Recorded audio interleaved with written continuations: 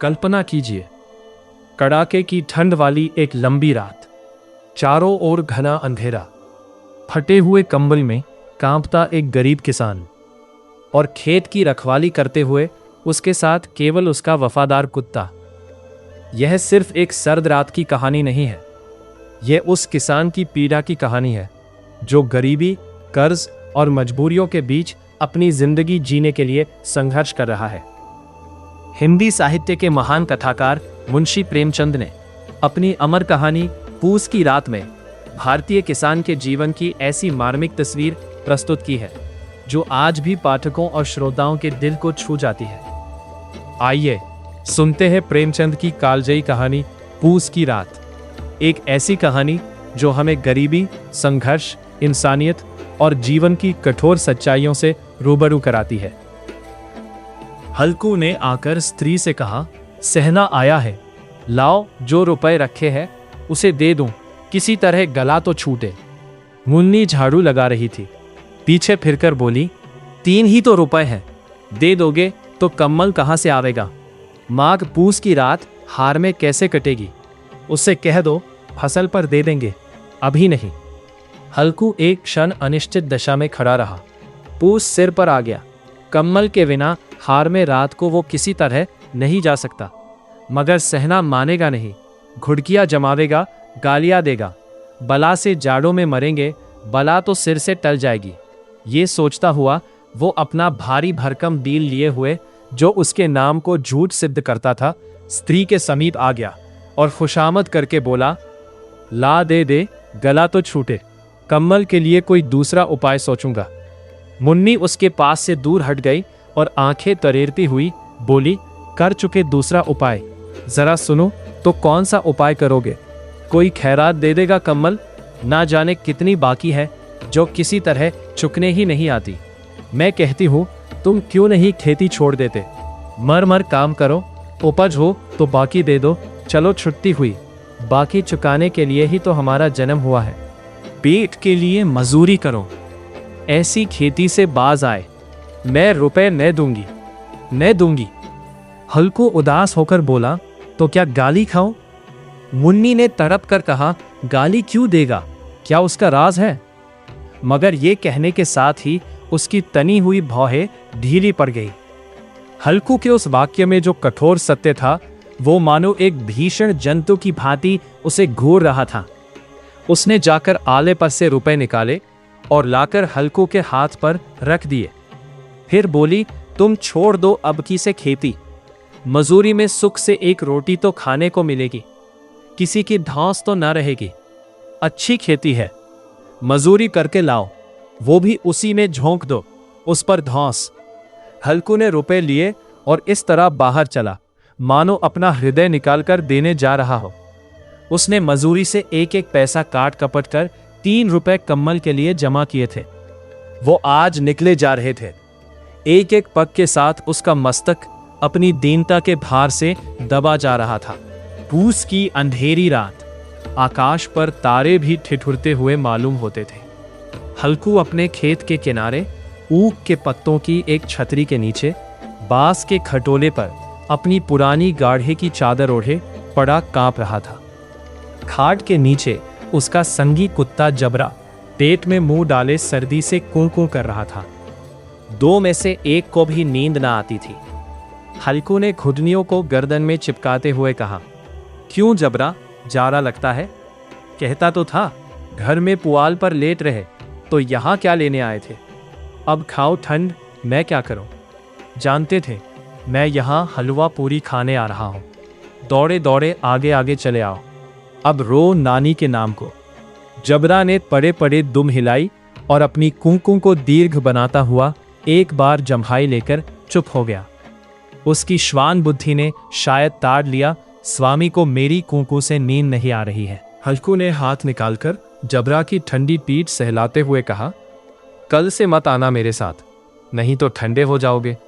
ये रांड पछुआ ना जाने कहां से बर्फ लिए आ रही है। उठूं फिर एक चिलम भरूं, किसी तरह रात तो कटे। 8 चिलम तो पी चुका। ये खेती का मजा है। और एक एक भगवान ऐसे पड़े हैं जिनके पास जारा जाए तो गर्मी से घबराकर भागे। मोटे मोटे गद्दे, लिहाफ कम्बल, मजार है जाड़े का गुजर हो जाए। तकदीर की खूबी, मजूरी हम करें, मज़ा दूसरे लूटे। हल्कू उठा, गड्ढे में से जरा सी आग निकालकर चिलम भरी। जबरा भी उठ बैठा। हल्कू ने चिलम पीते हुए कहा, पिएगा चिलम? जाड़ा तो क्या जाता है, जरा मन बदल जाता है। जबरा ने उसके मुंह की ओर प्रेम से छलकती हुई आंखों से देखा। हल्कू, आज और जाड़ा खा ले, कल से मैं यहाँ पुआल बिछा दूंगा, उसी में घुसकर बैठना, तब जाड़ा ना लगेगा। जबरा ने अपने पंजे उसकी घुटनियों पर रख दिए और उसके मुंह के पास अपना मुंह ले गया। हल्कू को उसकी गर्म सांस लगी। चिलम पीकर हल्कू फिर लेटा और निश्चय करके लेटा कि चाहे कुछ हो अब की सो जाऊंगा। पर एक ही क्षण में उसके हृदय में कंपन होने लगा। कभी इस करवट लेटता, कभी उस करवट, पर जाड़ा किसी पिशाच की भांति उसकी छाती को दबाए हुए था।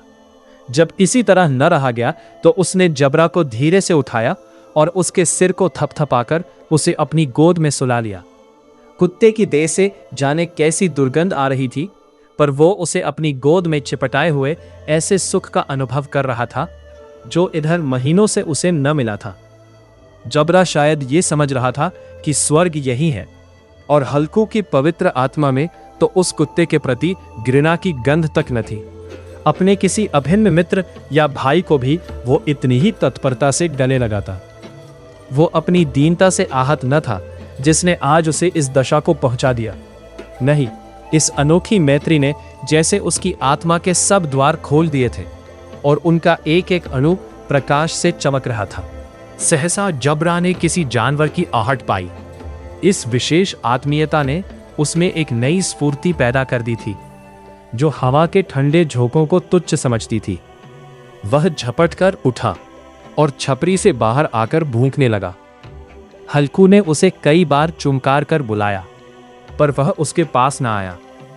हार में चारों तरफ दौड़ दौड़ कर भूंकता रहा। एक क्षण के लिए आ भी जाता तो तुरंत ही फिर दौड़ता। कर्तव्य उसके हृदय में अरमान की भांति ही उछल रहा था। 1 घंटा और गुजर गया। रात ने शीत को हवा से धधकाना शुरू किया। हल्कू उठ बैठा और दोनों घुटनों को छाती से मिलाकर सिर को उसमें छिपा लिया। फिर भी ठंड कम न हुई। ऐसा जान पड़ता था सारा रक्त जम गया है।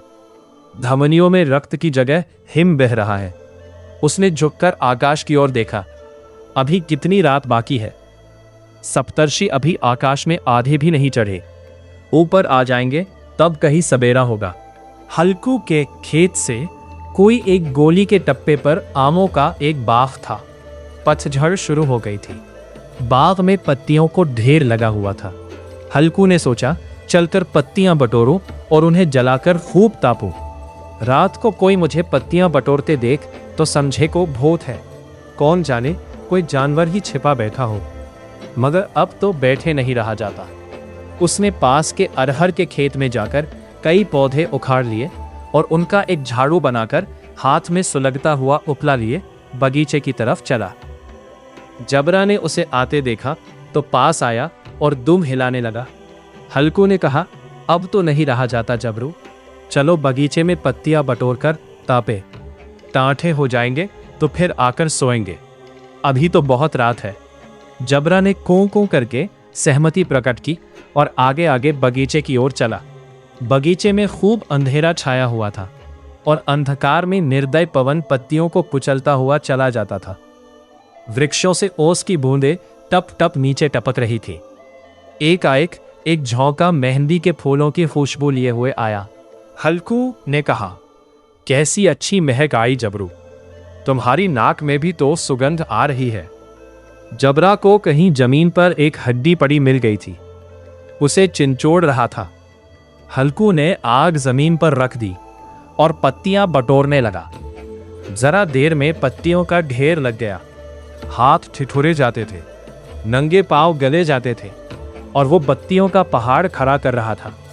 इसी अलाव में वो ठंड को जलाकर भस्म कर देगा। थोड़ी देर में अलाव जल उठा। उसकी लौ ऊपर वाले वृक्ष की पत्तियों को छू छू कर भागने लगी। उस अस्थिर प्रकाश में बगीचे के विशाल वृक्ष ऐसे मालूम होते थे मानो उस अथाह अंधकार को अपने सिरों पर संभाले हुए हों। अंधकार के उस अनंत सागर में यह प्रकाश एक नौका के समान हिलता मचलता हुआ जान पड़ता था। हल्कू अलाव के सामने बैठा आग ताप रहा था। एक क्षण में उसने दोहर उठाकर बगल में दबा ली, दोनों पांव फैला दिए, मानो ठंड को ललकार रहा हो। तेरे जी में जो आए सो कर। ठंड की असीम शक्ति पर विजय पाकर वो विजय गर्व को हृदय में छिपा न सकता था। उसने जबरा से कहा, क्यों जबरा, अब ठंड नहीं लग रही है? जबरा ने कूं कूं करके मानो कहा, अब क्या ठंड लगती ही रहेगी? पहले से ये उपाय न सूझा, नहीं इतनी ठंड क्यों खाते? जबरा ने पूंछ हिलाई। अच्छा आओ, इस अलाव को कूद कर पार करें, देखें कौन निकल जाता है। अगर जल गए बच्चा तो मैं दवा न करूंगा। जबरा ने उस अग्नि राशि की ओर कातर नेत्रों से देखा। मुन्नी से कल न कह देना, नहीं तो लड़ाई करेगी। ये कहता हुआ वो उछला और उस अलाव के ऊपर से साफ निकल गया। पैरों में जरा लपट लगी, पर वो कोई बात न थी। जबरा आग के गिर्द घूमकर उसके पास आ खड़ा हुआ। हल्कू ने कहा, चलो चलो, इसकी सही नहीं, ऊपर से कूद कर आओ। वो फिर कूदा और अलाव के इस पार आ गया। पत्तियां जल चुकी थीं, बगीचे में फिर अंधेरा छा गया था। राख के नीचे कुछ कुछ आग बाकी थी, जो हवा का झोंका आ जाने पर जरा जाग उठती थी, पर एक क्षण में फिर आंखें बंद कर लेती थी। हल्कू ने फिर चादर ओढ़ ली और गर्म राख के पास बैठा हुआ एक गीत गुनगुनाने लगा। उसके बदन में गर्मी आ गई थी, पर ज्यों-ज्यों शीत बढ़ती जाती थी उसे आलस्य दबाए लेता था। जबरा जोर से भौंककर खेत की ओर भागा। हल्कू को ऐसा मालूम हुआ कि जानवरों का एक झुंड खेत में आया है। शायद नीलगायों का झुंड था। उनके कूदने दौड़ने की आवाजें साफ कान में आ रही थी। फिर ऐसा मालूम हुआ कि खेत में चर रही है। उनके चबाने की आवाज चर चर सुनाई देने लगी। उसने दिल में कहा, नहीं, जबरा के होते कोई जानवर खेत में नहीं आ सकता, नोच ही डाले। मुझे भ्रम हो रहा है। कहाँ, अब तो कुछ नहीं सुनाई देता। मुझे भी कैसा धोखा हुआ। उसने जोर से आवाज लगाई, जबरा जबरा। जबरा भूंकता रहा, उसके पास ना आया। फिर खेत के चरे जाने की आहट मिली। अब वो अपने को धोखा ना दे सका।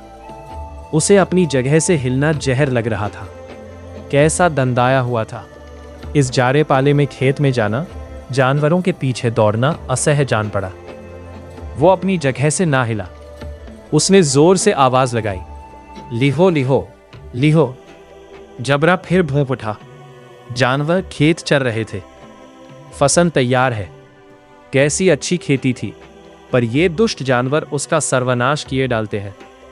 हल्कू पक्का इरादा करके उठा और 2-3 कदम चला, पर एकाएक हवा का ऐसा ठंडा चुभने वाला बिच्छू के डंक का सा झोंका लगा कि वो फिर बुझते हुए अलाव के पास आ बैठा और राख को कुरेद कर अपनी ठंडी देह को गरमाने लगा। जबरा अपना गला फाड़ डालता था, नीलगायें खेत का सफाया किए डालती थीं और हल्को गर्म राख के पास शांत बैठा हुआ था। अकर्मण्यता ने रस्सियों की भांति उसे चारों तरफ से जकड़ रखा था। उसी राह के पास गर्म जमीन पर वो चादर ओढ़कर सो गया। सवेरे जब उसकी नींद खुली तब चारों तरफ धूप फैल गई थी और मुन्नी कह रही थी, क्या आज सोते ही रहोगे? तुम यहां आकर रम गए और उधर सारा खेत चौपट हो गया। हल्कू ने उठकर कहा, क्या तू खेत से होकर आ रही है? मुन्नी बोली, हाँ, सारे खेत का सत्यानाश हो गया। भला ऐसा भी कोई सोता है? तुम्हारे यहाँ मड़ैया डालने से क्या हुआ? हल्कू ने बहाना किया, मैं मरते मरते बचा, तुझे अपने खेत की पड़ी है। पेट में ऐसा दर्द हुआ कि मैं ही जानता हूँ। दोनों फिर खेत के डाढ़ पर आए। देखा सारा खेत रौंदा पड़ा हुआ है और जबरा मड़ैया के नीचे चित लेटा है, मानो प्राण ही ना हो। दोनों खेत की दशा देख रहे थे। मुन्नी के मुख पर उदासी छाई थी, पर हल्कू प्रसन्न था। मुन्नी ने चिंतित होकर कहा, अब मजूरी करके मालगुजारी भरनी पड़ेगी। हल्कू ने प्रसन्न मुख से कहा, रात को ठंड में यहाँ सोना तो ना पड़ेगा। यदि आपको ये ऑडियो पसंद आया हो तो इसे लाइक करें, अपने मित्रों के साथ साझा करें और हिंदी साहित्य तथा भारतीय इतिहास से जुड़े ऐसे ही रोचक वीडियो के लिए हमारे चैनल को सब्सक्राइब करना ना भूलें।